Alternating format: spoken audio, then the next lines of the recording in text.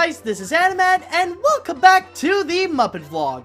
Now this time we're going to be looking into the 8th episode of The Muppet Show, which includes the one and only Paul Williams. Now, I just need to say this right now. If you are watching this and you think that you're a Muppet fan and you don't know who Paul Williams is, then I am sorry, people. Then either you are actually not a Muppet fan, you're pretty much a Muppet fan poser, or you're probably not that big of a Muppet fan, like, you are not up to my level. But anyways, to clarify some things, Paul Williams is the legendary singer, songwriter, composer, and actor who has done a tremendous amount of work.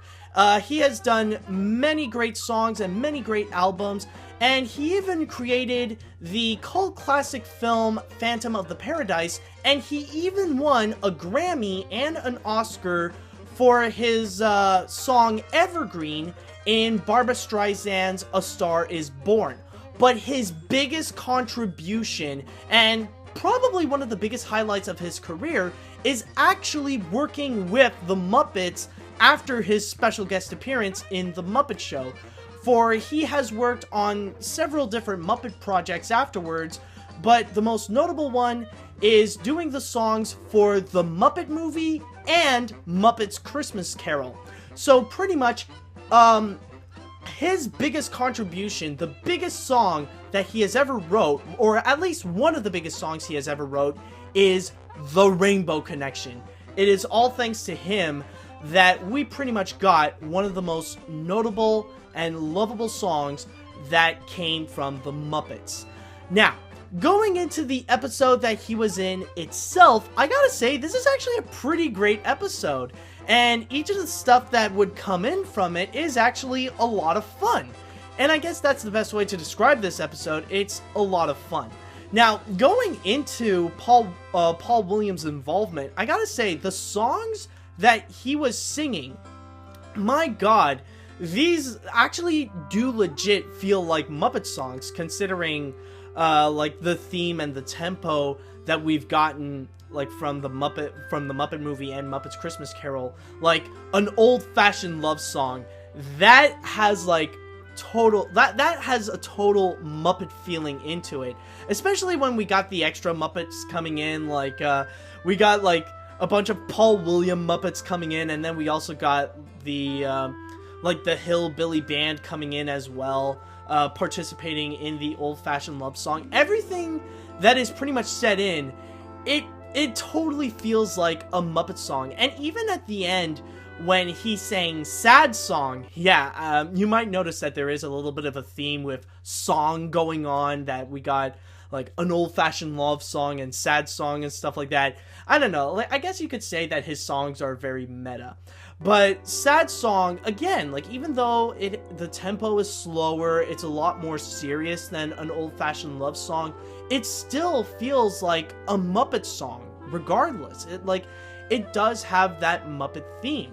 And I guess that's what really helps, like, really push this episode to make it more fun and to make it more Muppet-like. It's because of Paul Williams' contribution that would later really influence how the Muppets would be. And not to mention that he also did other stuff as well. He also did this really cute and really nice sketch that has a great punchline that only the Muppets can deliver, where he's pretty much this flight agent or something like that, like helping another Muppet out, helping a Muppet out to find like the cheapest way to go to Pittsburgh and stuff like that. So overall, like, I really do appreciate Paul Williams' contribution into this. But now focusing onto the stuff that is not with Paul Williams, like the stuff that's with just the Muppets, I will say that those are great as well. The backstage story, I have to admit, is actually really, really cute and pretty funny at the same time, with a lot of possibilities that came out, where we got Fozzie and Scooter, suddenly now they have to work together on this telephone pole bit. And like Fozzie is trying hard to work into, you know, try to get into the act and like try to be like the telephone pole and stuff like that. It's actually like all the setups that went into it, they are actually pretty hilarious, and like they're some of the highlights of the episode. And even at the end, I will admit that I don't get the telephone bit, like, I don't really get the telephone pole bit itself. Like, I don't really get the joke that's going on, but I still find it kind of funny because, like, you see Fozzie's reaction at the end, like, when he is the telephone pole.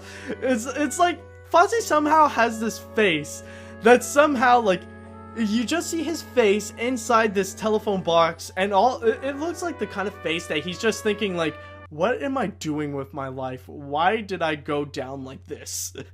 I don't know, I just find it really hilarious. Actually, there is another thing that I forgot to mention with Paul Williams, is that they always mention, and this is a bit of a running gag of the episode, that Paul Williams, apparently he is a short, like, he's a rather small guy. He's, like, you know, not like midget small, but, like, he's a rather shorter than the average man, and, like, he seems pretty excited to be here, but then he ends up, like, you know, like, suddenly we bring out the other big Muppets, like Sweetums and stuff like that, and, like, he's no longer short. Like, all he wants to be is, like, really tall, and, like, try to be the tallest guy in the room, but then suddenly, like, the other big Muppets would come in to prove him wrong and stuff like that. Like, you know, they're just cute and small gags, but, like, you know, they do pack a punch. Now, the one sketch that I will admit that I always find really weird, and it's kind of unusual, there's this one sketch called I'm in Love with a Big Blue Frog. It's, you know, it's like, yeah, it seems like a good fit for the Muppets to sing that song, but I always find it kind of weird. They have Kermit, like, right dab in the middle, and they don't even acknowledge that he's Kermit. They use him like he's an extra. It's like he's one of the extra frogs going like, it's like, I don't know, I feel like it's kind of this awkward situation where it's like, okay, is anybody here not noticing that, like, we got Kermit right dab in the middle singing this song? No? I don't know, I find it kind of weird.